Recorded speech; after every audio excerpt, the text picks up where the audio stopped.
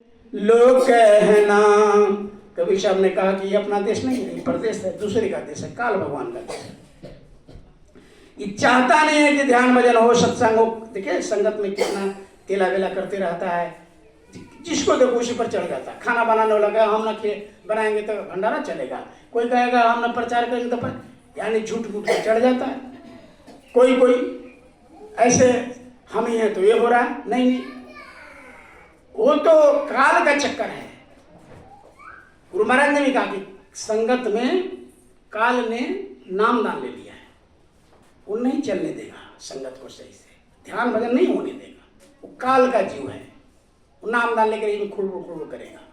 पहले तो खूब सेवा करेगा, खूब तेला बेला करेगा, जब उस पर भरोसा हो जाएगा लोगों का, ऐसा चट मारेगा कि संगतें बिखर जाएगा, खत्म कर देगा। तो ऐसे गुरु महाराज ने कहा कि वैसे लोगों से भी सावधान रहो जो काल के जीव हैं, जो ध्यान भजन में सहयोग न दे, जो सत्संग में सहयोग न दे, जो प्रचार में सत्संग न दे, वो गुरु भाई नहीं, बहन नहीं है, वो काल के जीव है। वो नामदान तो चिड़िया भी सुन लेता है। तो जो सत्संगी वही है जो हर सप्ताह में हर सहयोग की भावना करे। तो हमको मालिक के काम को आगे बढ़ाना चाहिए। अब कोई रस्सी बांट रहा हो, आप पीछे कोई उघारे तो कहीं रस्सी बनेगा? अब आगे बांटते जाइए, पीछे से कोई उघारते जाए उसको, तो रस्सी बनेगा? नहीं बनेगा। तो इसलिए गुरु महाराज ने कहा कि निरख परख करते रहो संगतों में, और खून पसीने से मालिक ने इस संगत को खड़ा किया, एक भी पौधा सूखने ना पावे, इसके लिए लगातार बारिश करते रहो, सत्संग की प्रसाद करते रहो, हमेशा काफिला चलाते रहो, प्रचार करते रहो, तीज और त्योहार को चलाते रहो। तब यहाँ से निकल कर भागोगे और वहाँ अपने प्रियतम रोज सुबह शाम देख रहा है कि अब बिछड़ा हुआ आ जाएगा, अब बिछड़ा हुआ। लेकिन क्यों? काल ने ऐसा पकड़ लिया, माया ने सबको ऐसा पकड़ा, छूटा नाम की डोर। गुरु महाराज कहे कि नाम की डोरी से तुम आए हो और नाम पकड़ के चलोगे। भजन में शब्द को पकड़ो, what is God, God is word. परमात्मा ही शब्द है, शब्द ही परमात्मा है।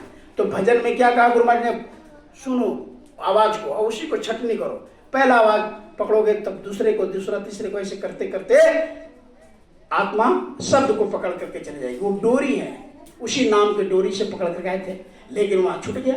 जैसे माँ के पेट में बच्चा रहता है, बराबर नाम को सुनता रहता है, तबे तो जब बाहर आता है तो कहता है कहाँ बच्चा जन्म लेते ही कहता है कहाँ चला गया हुआ। जब परम प्रकाश दे रहे दिराते नहीं चाहिए दिया की बाती। अगर बच्चे को जन्म दे उस पर टार्च मारिए, कभी पकड़ने का कोशिश करेगा। क्यों? क्योंकि वो अंदर में माँ के पेट में वो परमात्मा का दर्शन दीदार बराबर कर रहा था, वही उसको लगता है कि प्रकाश है। पहले, अब तो नहीं, पहले जब गांव में माताएं बच्चा को जन्म देती थी तो जब बच्चा रोने लगता था तो ऐसे थाली बजाते थे, तो बच्चा समझ जाता था कि वो वही आवाज है, घंटा शंख ये बजा आवाज। तो कुछ अकांता था, देखा वो आपके कशिश नहीं है, वैसा मिठास नहीं है, फिर रोने लगता तो दीपक जला दिया, क्योंकि अंदर में प्रकाश को देखता था। तो कुछ देर तक उसको गौर किया, देखा कि वैसा प्रकाश नहीं है ये, तो फिर रोने लगे। ऐसे करते धरते करते खिलौना पढ़ाई लिखाई में फंस गए। अब वो भूल गए, नाम छूट गया। अब जो अंदर करते थे उसी को तो वो लिखे थे। कौन? गोस्वामी जी महाराज ने, कि माँ के पेट में हम लोगों ने परमात्मा से कबूल किया था कि बाहर करो, काल कोठी से हम भजन करेंगे आपका। कहा ना कि संकल्प किया था कि हम जब बाहर गए, अब प्रभु कृपा करो यही भांति, सभी तजी भजन करब दिन राति, कि हमको इसे बाहर करो। क्योंकि जठराग्नि जहाँ मल मूत्र का, वहीं पर ये उल्टा, माथा नीचे था पैर ऊपर था। तो परमात्मा से 5 महीने 20 दिन का होता है, तब तक मांस का लोथड़ा रहते हैं हम, कुछ नहीं जीवात्मा रहता। 5 महीने 20 दिन जैसे हुआ कि जीवात्मा डाल दिया जाता, तो पेट में हरकत करने लगता, मूवमेंट। तो उसके बाद से उसको परमात्मा से लगा हो जाता है। जैसे 7वां महीना वो बेचैन होने लगता है कि अंदर से बाहर, जठराग्नि के समय तपन होता है।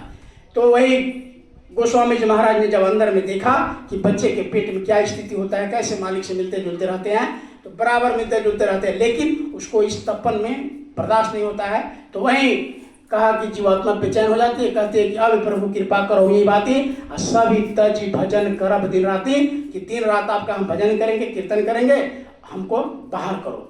आज जैसे बाहर होते हैं कहते हैं कहाँ मैंने कहाँ वादा किया, अब सब दुकान बनाने में, ये बनाने में, दुनिया बसाने में फिर में पड़ जाते हैं, और जहाँ जाना था, जहाँ से हम आए हैं उसको भूल जाते हैं। तो महात्मा आते हैं, और कबीर साहब पहले संत आए, कहा कि ये ना देश हमारा संतो, ये ना देश हमारा, हम तो हैं अमर लोक के वासी, जो 3 लोक से न्यारा।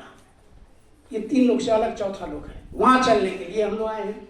अब यहाँ झूठ में, फरेब में, माल में, बचे में, नौकरी में, चाकरी में लग रहे हैं। तो गुरु महाराज ने कहा कि इसको मत छोड़ो, कर्जा है, मेहनत ईमानदारी से इसको भी कर लो, और 1 घंटा समय हमको दे दो 24 घंटे में, खूब कमाओ। दिन भर में 100 कपड़ा पहनते हो, 100 कपड़ा, दिन भर में शुद्ध शाकाहारी से भोजन कर सकते हो, 50 सकते हो, खाओ, कौन मना करता है।